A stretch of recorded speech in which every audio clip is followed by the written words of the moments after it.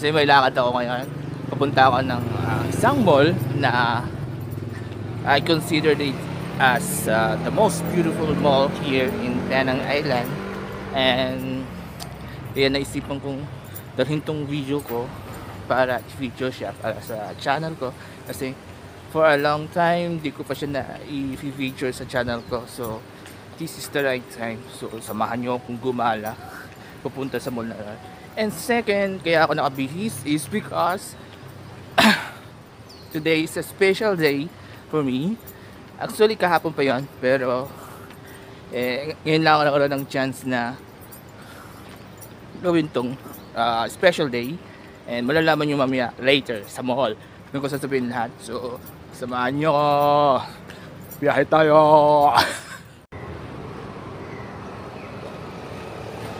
There you go. Nandito ako ngayon sa bus stop. Naghihintay ng bus. Actually, parating na siya. So, hintayin ka na ng kaunti. Init.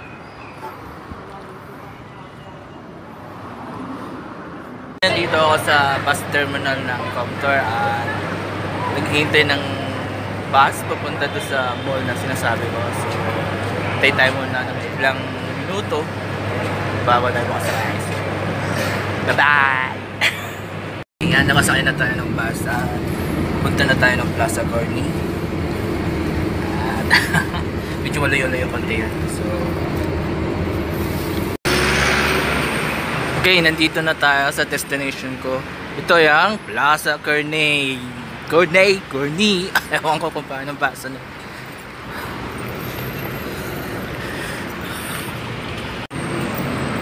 So, ito yung sinasabi kong destination ko ngayon, Plaza Corny. So, matagal na akong hindi nakapunta rito, around 6 months. Kasi nga busy sa sobrang layo. So, ngayon, I'm back to my favorite mall. So, join me. Okay? Ciao, ciao.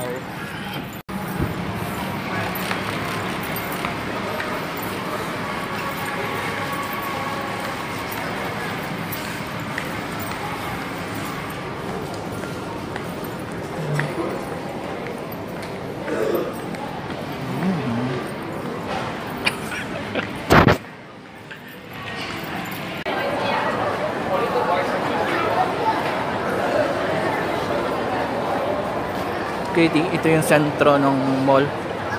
So, of course, nandito yung lahat ng decoration for a certain event.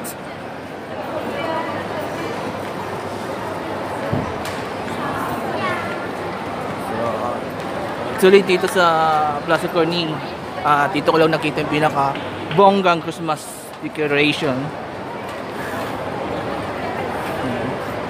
Taking pictures lahat.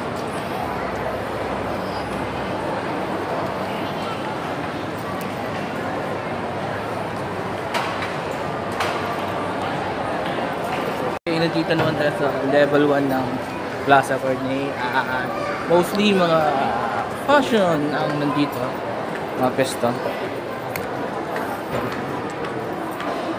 There is the second level.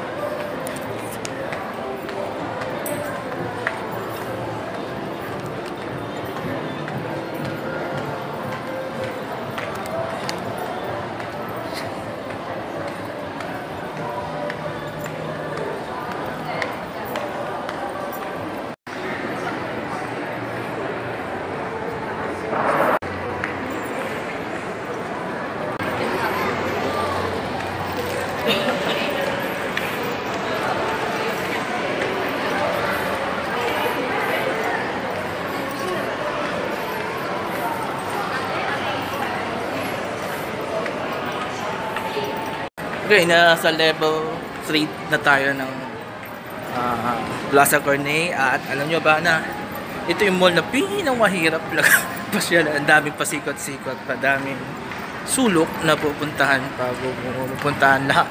So, that's it.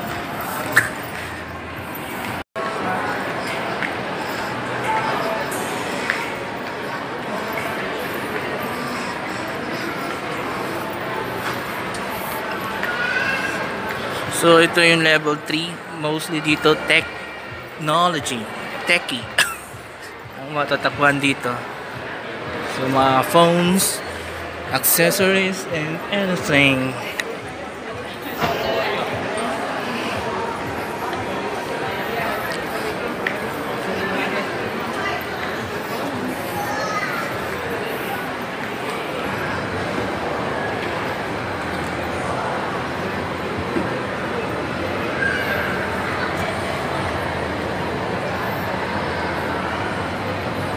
Okay, papunta tayo sa level 4 ng Plaza Corning.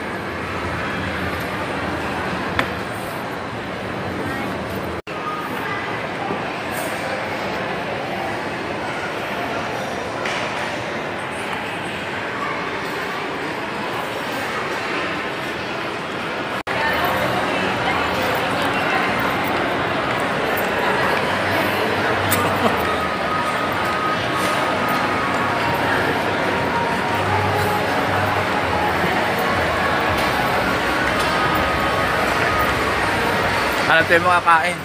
Pinukutom na ako eh.